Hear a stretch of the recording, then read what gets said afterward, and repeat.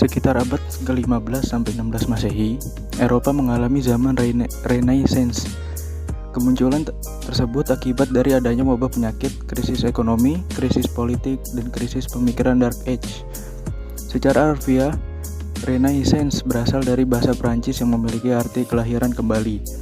Renaissance adalah sebuah periode yang menandakan kelahiran kembali peradaban dan kebudayaan Eropa. Zaman Renaissance ditandai dengan munculnya penghargaan terhadap etika, estetika, dan rasionalitas. Krisis pada zaman Dark Age di Eropa disebabkan oleh pembatasan berpikir, berpolitik, bersosialisasi sesuai dengan doktrin gereja yang berlaku pada masa tersebut. Dalam buku sejarah Eropa, dari Eropa kuno hingga Eropa modern, terdapat beberapa faktor penyebab kemunculan zaman Renaissance, seperti pendidikan hanya diberikan pada sekolah gereja untuk calon pendeta, peran uskup dan paus yang ikut campur dalam urusan politik dan pemerintahan, kehidupan manusia Eropa yang didominasi oleh gereja, dan adanya anggapan bahwa kepentingan duniawi hanyalah perihal yang sia-sia.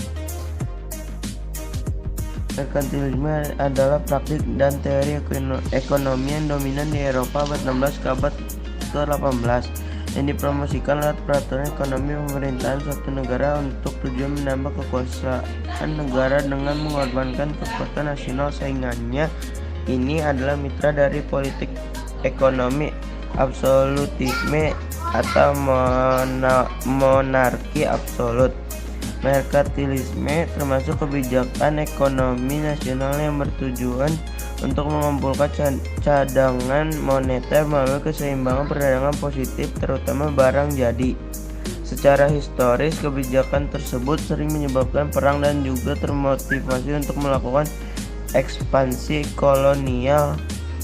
Teori merkantilis bervariasi dalam penerapannya, terkini dari satu penulis ke yang penulis lain, dan telah berkembang dari waktu ke waktu.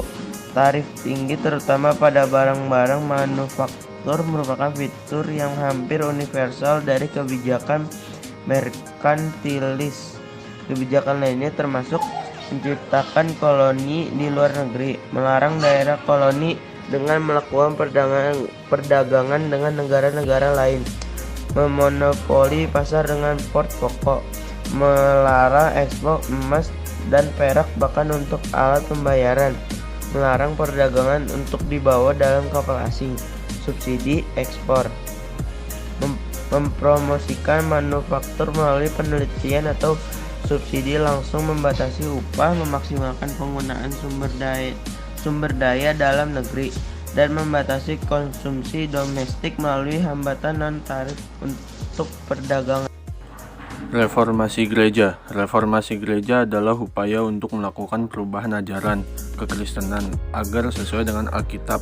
Reformasi gereja di Eropa berlangsung pada pertengahan abad ke-15 Masehi. Latar belakang dari reformasi gereja ada dalam buku sejarah Eropa, dari Eropa kuno hingga Eropa modern, Wahyudi Jaja.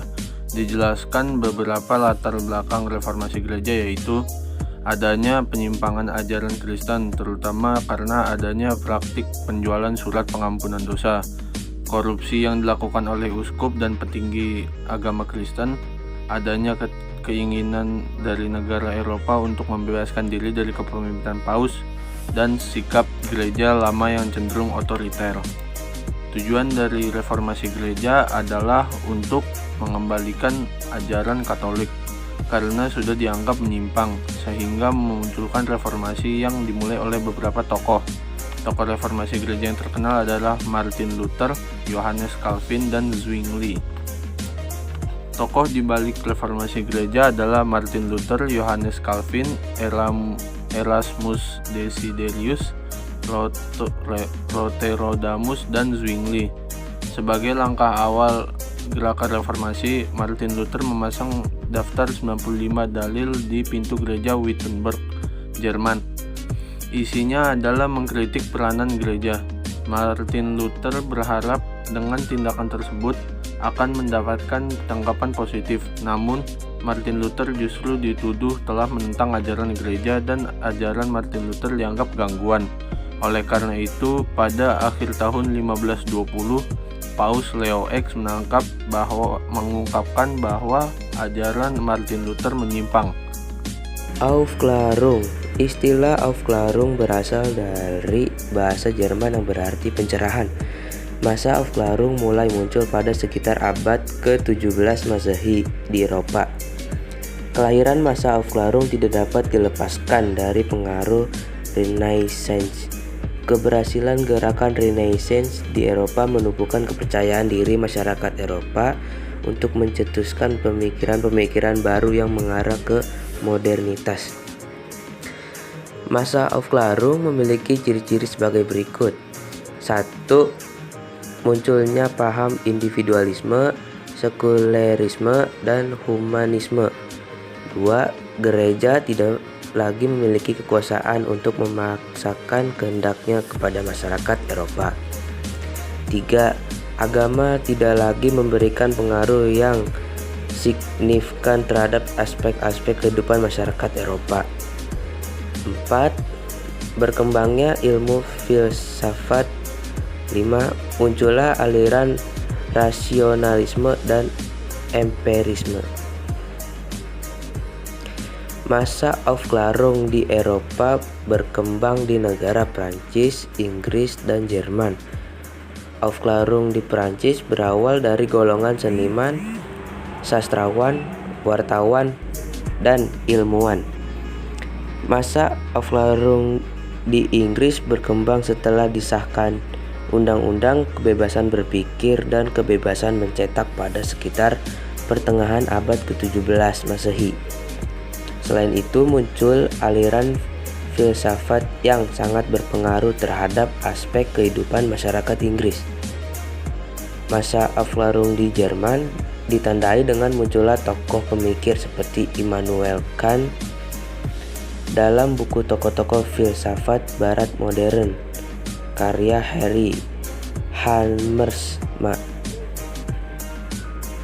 Immanuel Kant berhasil menciptakan aliran filsafat empirisme yang menyatakan bahwa pengetahuan berasal dari pengalaman manusia.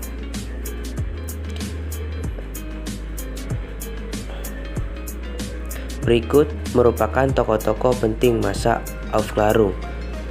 1. Ada René Descartes. 2. John Locke. 3. Immanuel Kant, dan lain-lain.